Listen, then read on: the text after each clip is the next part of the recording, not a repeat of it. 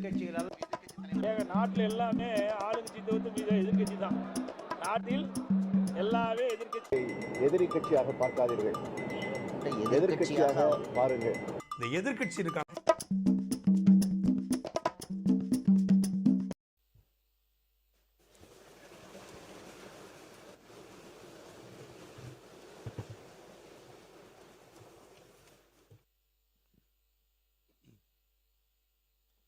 மாண்புமிகு பேரவைத் தலைவர் அவர்களே, மொழி எப்பவும் தொடர்புக்கான ஒன்று தான், இல்லைன்னு யாரும் மறுக்கவே முடியாது.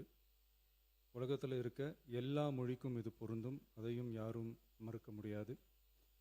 ஆனால் நம்ம தமிழ் வெறும் மொழி மட்டுமல்ல, பேசினா வர்ற ஓசை மட்டுமல்ல, திரும்பவும் சொல்கிறேன், தமிழ் ஒரு மொழி மட்டுமில்லை, அது நம்ம உயிர், அது நம்ம உணர்வு.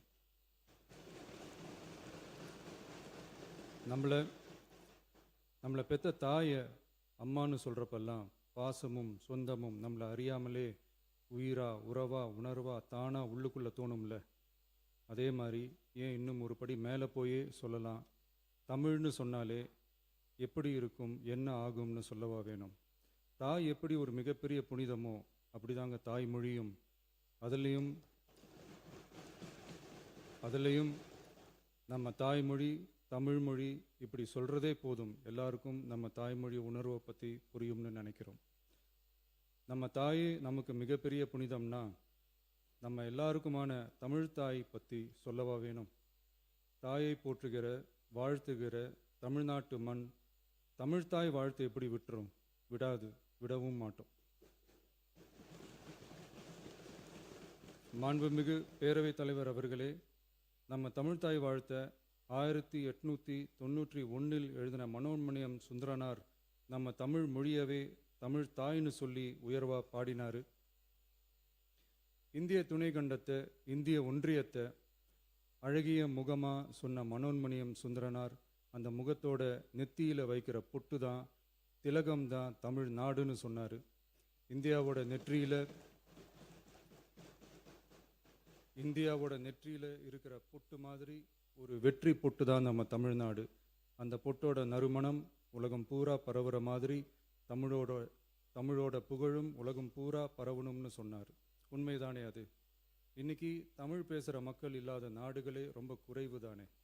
தமிழும் தமிழனும் இல்லாத நாடு எது? திரும்பவும் சொல்லலாம், தமிழ் ஒரு மொழி மட்டுமல்ல, அது ஒரு பண்பாடு, அது ஒரு நாகரிகம், அது ஒரு சிந்தனை, அது ஒரு அன்பு. தமிழ்னா விருந்தோம்பல், சுருக்கமாக சொன்னால் தமிழ்னா கெத்து, தமிழ்னா பவர்.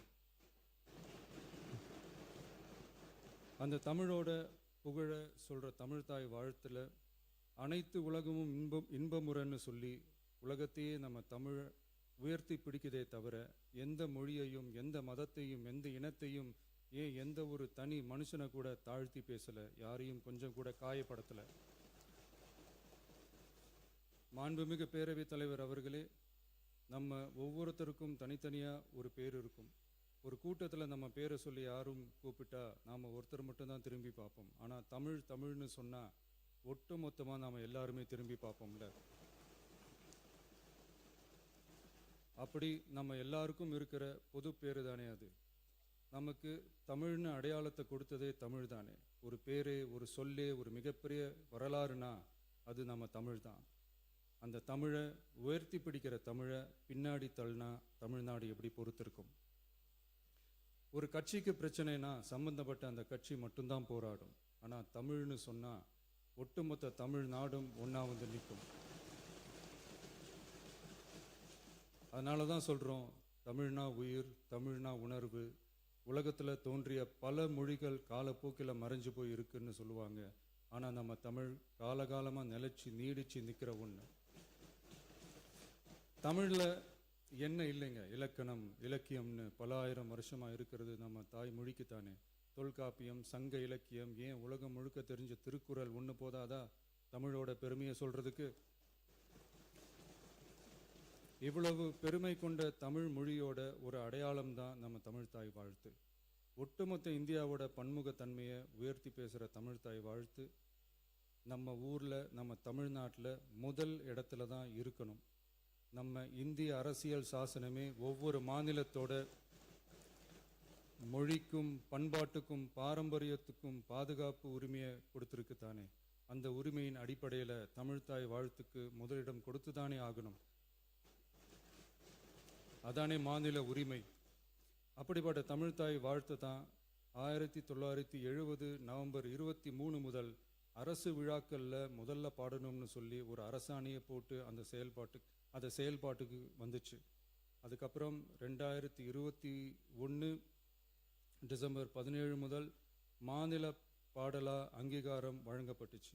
அனைத்து கல்வி நிறுவனங்கள், பல்கலைக்கழகங்கள், அரசு அலுவலகங்கள், பொதுத்துறை நிறுவனங்கள் உள்ளிட்ட பொது அமைப்புகளோட நிகழ்ச்சிகளில் தமிழ்த்தாய் வாழ்த்து கட்டாயம் பாடப்படணும்னு அரசாணையும் இருக்கு. 2026 ஜனவரி மாதம் 28 ஒன்றிய அரசோட கடிதத்தில் அரசு விழாக்களில் பின்பற்ற வேண்டிய சில நடைமுறைகள் வெளியிடப்பட்டது. அந்த ஆணையில் மாநில பாடல் பற்றி எந்த வழிமுறையும் இல்லாமல் இருந்துச்சு.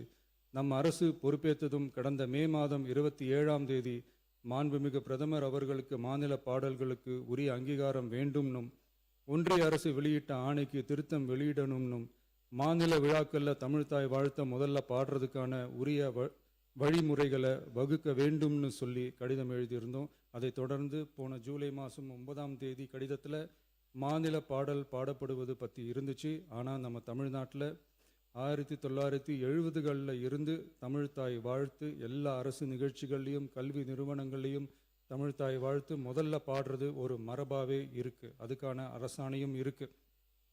மாண்புமிகு பேரவைத் தலைவர் அவர்களே, தமிழ் நமது உயிர் மூச்சு, தமிழ் மொழி நமது அடையாளம், தமிழ் பண்பாடு நமது பெருமை. அதனால தமிழ்த்தாய் வாழ்த்தின் மரியாதையை பாதுகாப்பதில் தமிழக வெற்றி கழக அரசு ஒருபோதும் சமரசம் செய்யவே செய்யாது. தமிழ்த்தாய் வாழ்த்தை முதலில் பாடுவது அரசியல் அமைப்பிற்கும் இந்திய ஒற்றுமைக்கும் எதிரானதில்லை, மாறா வேற்றுமையில் ஒற்றுமைன்ற இந்தியாவோட உயர்ந்த கொள்கையை வெளிப்படுத்துறது. மேலும் தமிழ்த்தாய் வாழ்த்தை முதல்ல பாடணும்னு சொல்றது அரசியல் சம்பந்தமான விவாதமாக மாறணுங்கிற அவசியமே இல்லை. இது தமிழர்களின் பொது அடையாளம். நம்மை வேறுபடுத்துவது அல்ல, ஒன்றிணைப்பது. மாண்புமிகு பேரவைத் தலைவர் அவர்களே, தமிழ்த்தாய் வாழ்த்தின் கண்ணியத்தையும் தமிழின் தொன்மையையும் தமிழர் பண்பாட்டின் பெருமையையும் பாதுகாக்கும் இந்த உயரிய பணியில் இந்த சட்டமன்ற பேரவையில் உள்ள அனைத்து உறுப்பினர்களும் கட்சி வேறுபாடுகளை மறந்து ஒன்றிணைந்து அனைத்து கல்வி நிறுவனங்கள், பல்கலைக்கழகங்கள், அரசு அலுவலகங்கள், பொதுத்துறை நிறுவனங்கள் உள்ளிட்ட பொது அமைப்புகளின் நிகழ்ச்சிகளிலும் தமிழ்த்தாய் வாழ்த்து கட்டாயமாக முதலில் பாடப்பட வேண்டும் என்று கொண்டுவரப்படும் இந்த தீர்மானத்திற்கு அனைவரும் ஆதரவு வழங்க வேண்டும் என கேட்டுக்கொள்கிறேன். தமிழ்த்தாய் வாழ்த்து தொடர்பான அரசினர் தீர்மானம். தமிழ் உலகின் தொன்மை வாய்ந்த செம்மொழியாகவும் தமிழர் நாகரிகம் உலகின் மிக பழமையான பண்பாட்டு மரபுகளில் ஒன்றாகவும் திகழ்வதை பேரவை பெருமையுடன் பதிவு செய்கிறது.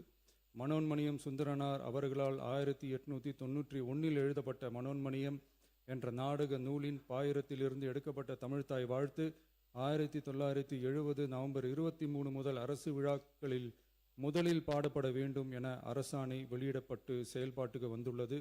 2021 டிசம்பர் 17 முதல் மாநில பாடலாக அதிகாரப்பூர்வ அங்கீகாரம் வழங்கப்பட்டு தமிழ்நாட்டில் அமைந்திருக்கும் அனைத்து கல்வி நிறுவனங்கள், பல்கலைக்கழகங்கள், அரசு அலுவலகங்கள், பொதுத்துறை நிறுவனங்கள் உள்ளிட்ட பொது அமைப்புகளின் நிகழ்ச்சிகளிலும் நிகழ்வு தொடங்குவதற்கு முன் தமிழ்த்தாய் வாழ்த்து கட்டாயம் பாடப்படும் என்று ஆணையிடப்பட்டுள்ளது.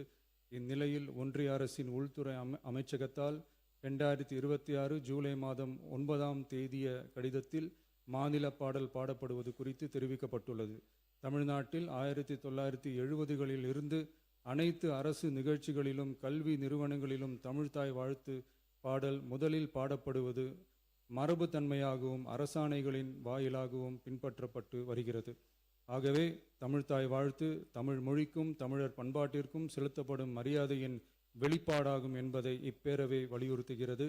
இந்திய அரசியலமைப்பு வழங்கியுள்ள மொழி மற்றும் பண்பாட்டு உரிமைகளின் அடிப்படையில் தமிழ்நாட்டின் பண்பாட்டு அடையாளத்தை நிலைநிறுத்தும் வகையில் தமிழ்நாட்டில் அமைந்திருக்கும் அனைத்து கல்வி நிறுவனங்கள், பல்கலைக்கழகங்கள், அரசு அலுவலகங்கள், பொதுத்துறை நிறுவனங்கள் உள்ளிட்ட பொது அமைப்புகளின் நிகழ்ச்சிகளிலும் நிகழ்வு தொடங்குவதற்கு முன் தமிழ்த்தாய் வாழ்த்து கட்டாயம் முதலில் பாடப்பட வேண்டும்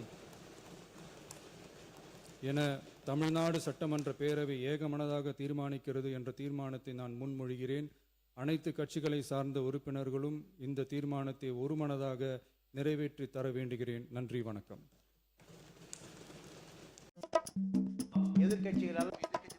நாட்டில் எல்லாமே ஆளுங்கட்சி தவிர்த்து எதிர்கட்சி தான்.